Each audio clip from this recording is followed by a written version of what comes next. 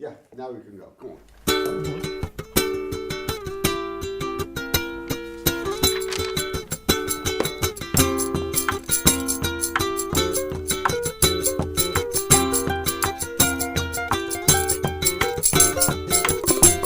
I don't have a methodology. Theory and ideas are all very well, but they should only be a stepping stone to getting something existing in practice. There is no method. It just happens. You know, some people has this practice of like a body practice, you know, some method and so on. I don't have it, and I'm happy to not having it. I would say Gobscott has some it's a bit like an unwritten manifesto, like an inner manifesto, where we have some aims that we are always, some ingredients we know we need to make a good work. My method of working was inspired by the school, and I felt like I'm in a bubble where everything has a certain way of working, and then coming out of that bubble, it suddenly opened up, and I was a bit lost because I was thinking, wow, there are so many more details to think about. I was in art high school, and then I went to university, and we were like learning a lot of technique, and of course there's a right and wrong, and I always struggle like in order to do right things.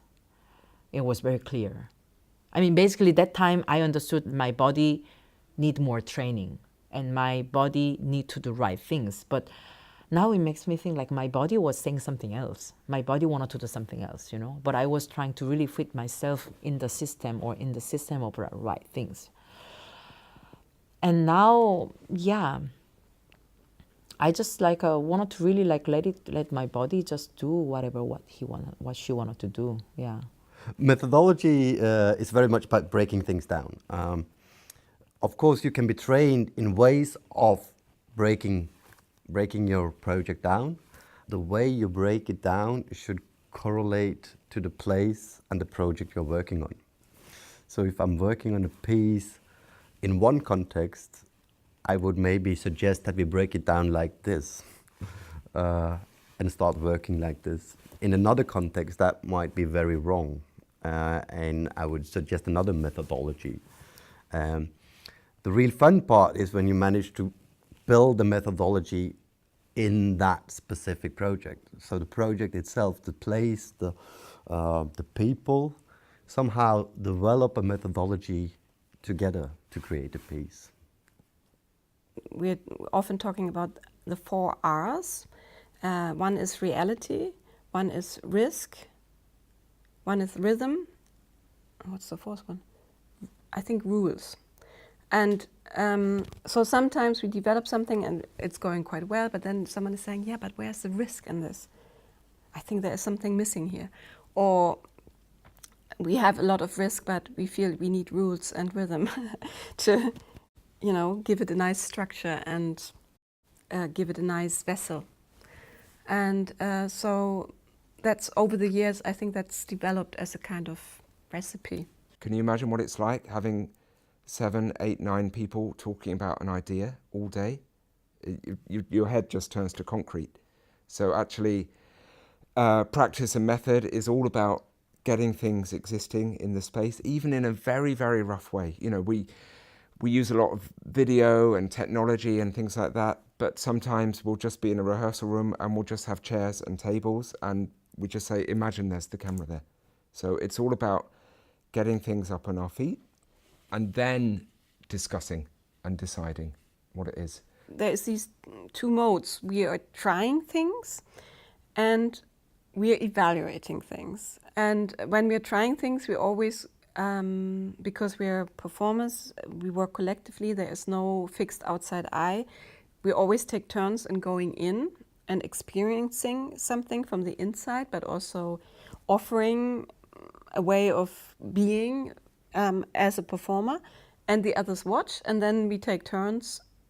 So we learn also from watching and from being an outside eye and from doing it, which I think is it's a very great method actually, because often you don't understand a problem when you just look at it from the outside, and vice versa. When you're inside, you don't really understand when someone says do less. It always feels mean, you know. It feels like, oh, was it not good what I was doing? But then you watch it and you're like, oh yeah, definitely do less, much less. Because somehow, like, you know, I see that the needs of these rules or education, I totally feel that is really necessary. But has to be placed in a little bit differently, that I feel. But I don't know which way, yeah. When I realized that there is no method for me, sometimes it's also being in a scary place because you start from scratch every time. And it's a bit scary because sometimes there are expectations from you as an artist, having worked as an artist. And exactly that question, so how do you do? And then to say, I don't know, is not a very professional statement. So in the end, it is a bit a scary place, but I also enjoy this place because it resonates with my understanding of the complexity of it all. Yeah, okay, this is a limitation, but if I can really like let my finger get out of it, like get out of this the limitation, or like this is like anchor and I go and then it follows me, or like let me go further. I could like go further, like, you know, like I could realize, okay, my strengths could get there, you know, and then I can come back. That would be really interesting. But like if this like holding like that, this is a limitation. It's intimidating actually, you know. That's the differences between the rules and anchor that I call actually. Yeah, because there is nothing definite, no? Like